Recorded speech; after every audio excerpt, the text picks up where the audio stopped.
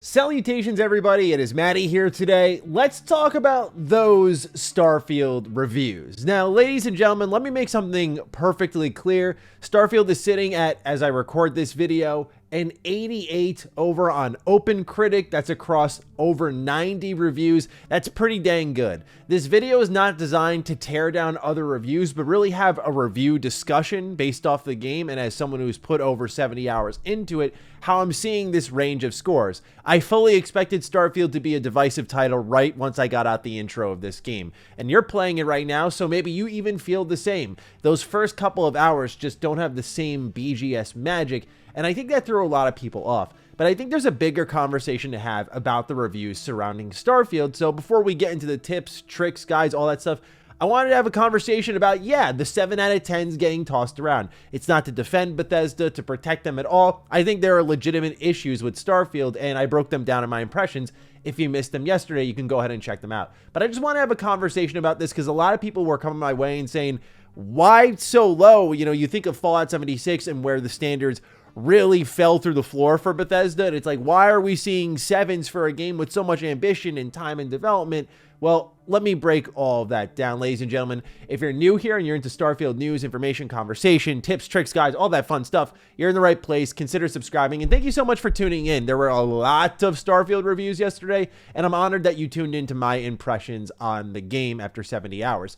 So, ladies and gentlemen, right now, as I said, Starfield sitting at an 88 on OpenCritic with 94% recommending this game. I think that's all you need personally. You can move on, but there's a lot of fixation on a number of reviews. In particular, it's PC gamers who gave it a 75 out of 100. There's IGNs who I belly laughed when I saw this one, because when I was playing, I was thinking, this is going to be a divisive one. We're going to get a couple of outliers. And I thought to myself, imagine IGN gives it a 7. And here they are. They gave it a 7. They called it good, saying Starfield has a lot of forces working against it, but eventually the allure of its expansive role-playing quests and respectable combat make its gravitational pull difficult to resist. Meanwhile, GameSpot gives it a 7 out of 10 as well, saying that it has intriguing side quests that lead you down some wild paths, solid gunplay and a fun arsenal of weapons make for thrilling firefights, an impressive breadth of content and interconnected gameplay systems, and trekking the galaxy and discovering planets is novel, while the bad is the uninspired main story with weak writing and characterizations, underwhelming vision of space exploration and humanity's spacefaring future, shallow RPG mechanics with regard to dialogue, quest solutions, and influencing outcomes, and terrible map systems make key locations tough to navigate. These are all people's opinions. Take them or leave them. Treat them like you treat me, right? A lot of you have been very respectable about my takes in the past, so I don't think just because they're the press, we got a dog pile. Where I want to start the conversation, and the main reason I wanted to talk about this is I actually feel bad for the press with this one. I truly do. I am lucky as a YouTube reviewer to be able to call the shots on when I want to drop my review. I can drop it day one with the embargo, which, no doubt is best for business, if you will. Like, if you want the maximum amount of viewers, you want to be there when everyone's searching up the game that is having the embargo lift that day. However, because I can call my own shots, I can say, you know what, let me do Starfield impressions, and then I'll do a final review when I've seen all the faction quest lines through and I feel like I've put enough time into the game. IGN, GameSpot, you think they're going to miss Starfield day one and say, here are our impressions, we'll catch you later? They've done review in progresses in the past for more multiplayer-centric games where the servers aren't live, and hey, we'll bring our verdict out later.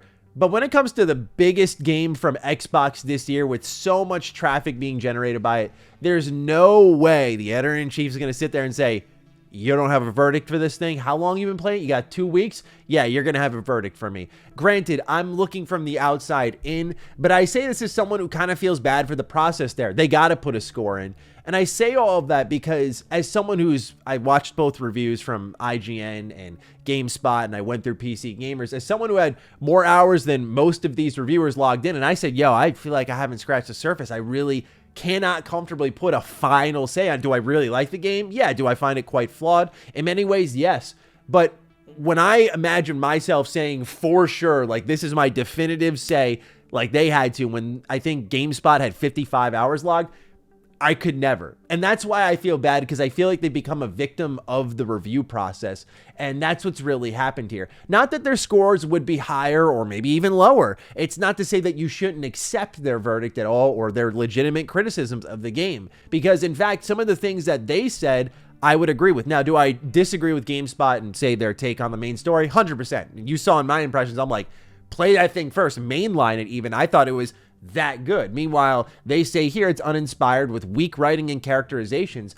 I don't really see that at all, but to each their own, right? That's nothing to really lose your mind over. And especially with Game Pass, I'm kind of disappointed seeing so many people go like, oh my God, the 7s. Like, the beauty of Game Pass is you can see a 7 and go, okay, well, at least I can try it out for myself and see if it's worth it. And would I give Starfield a 7? Absolutely not. But that's also why I don't do number scores, because I think it just conflates the overall critiques. Because across the board, everyone's reviews for Starfield were pretty long. Like IGN, I noticed it's in that like 7 to 8 minute pocket. Like they pushed 10 plus minutes.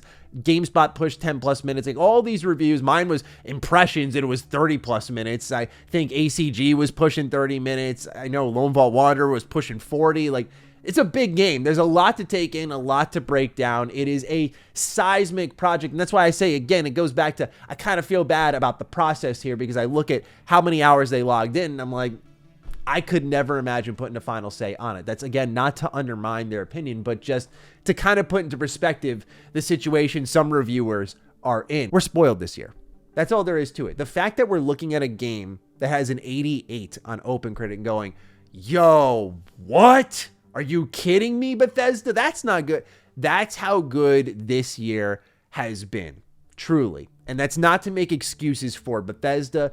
You know, this is a year with so many 9 and 10 out of 10 games, from Octopath Traveler to Dead Space Remake to Resident Evil 4 Remake to Tears of the Kingdom, Street Fighter 6. Like, every genre is thriving this year. Baldur's Gate 3 being absolutely incredible. Sea of Stars from Sabotage, the team that brought us the fantastic Messenger, just sneaking up and saying, yo, here's a 95 out of 100 for y'all. Like, yeah, it's a really dang good year. And it took me a while to turn the corner because of like PC ports and stuff. Like, I love Star Wars Jedi Survivor, but yeah, like when you look at the port experience there, it's hard to give it a lot of love, but there's, even amidst all of that, there's still greatness. I know we don't want to hear that the biggest game of the generation for Xbox, no doubt about it, is a game that comes with a couple of bumps in the road, or space, whichever way you want to put it.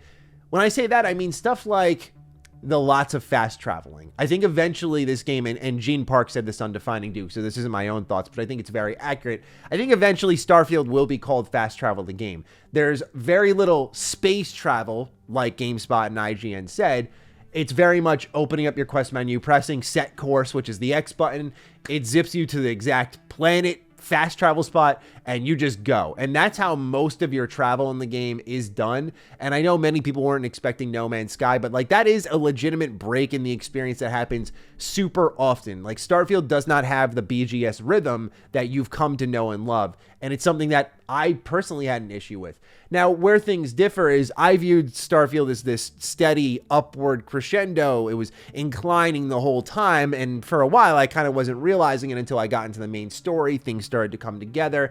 That's the other thing. The game's so big. I think everyone's experience, everyone's verdict is going to differ. And that's because the biggest problem I had with Starfield is I think there is a right way to play it, which wasn't the case with their past games. They had too much structure and too much focus in a particular avenue that I think can define a lot of your experience. I feel kind of lucky that I fell into the main story after just 20 hours. Obviously, this was not the case with GameSpot, where they said very much like, hey, I didn't think the main story was good, and they talked about New Game Plus and whatnot. And so they got to the end where I think, yeah, some people, it just won't resonate. But there were ones like IGN who talked about how, oh, the beginning was so rough, and it managed to claw its way out, and they gave it a 7. So I'm thinking, if you thought it was rough in the beginning, were we thinking 4 or 5 at that point in time? Because the same reviewer who did Starfield was the one who originally gave Prey a 4 out of 10, which is insane, right? So again, not to go after people's opinions, but this goes to show that Starfield is, I think, a strong experience. Everyone ends up coming out liking it,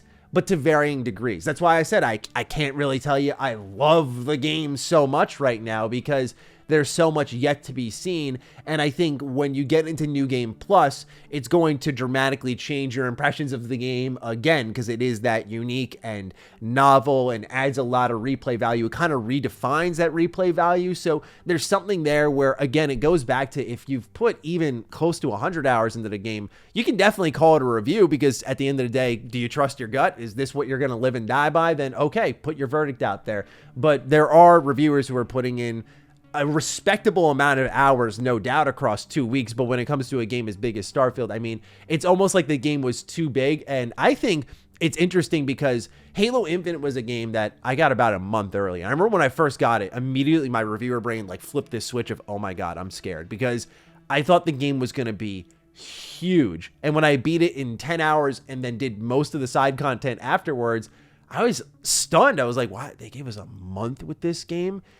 I was able to chill, let my opinions marinate for weeks afterwards. I could not believe it. Something like Starfield, I hate to say it, and I'm very grateful I got it 2 weeks early. I'm sure many people out there would love to get it 2 weeks early too. But as a content creator, as a reviewer, I would almost say 2 weeks is not enough. That's how much content was packed into the game. That's how much there is to see. And of course now, like I said, you're all playing it, so the conversation can extend to the most important part, which is you. Like, what I'm saying or what reviewers are saying ultimately doesn't matter. And I've always said this, but especially when the biggest amount of traffic we're getting on the channel right now is here, it's worth saying again, is that with Game Pass, all that matters is your verdict, because if you're subscribed, you just get to sign up and try. And that's all there is to it. The problem is with that slow beginning, it's the worst time for Bethesda to have that happen, because people are going to start it up, it's a couple of hours in and you're like, and that's where the uninstalls hit. Now, I think Starfield offers far more that's worthwhile, where even in its worst stages,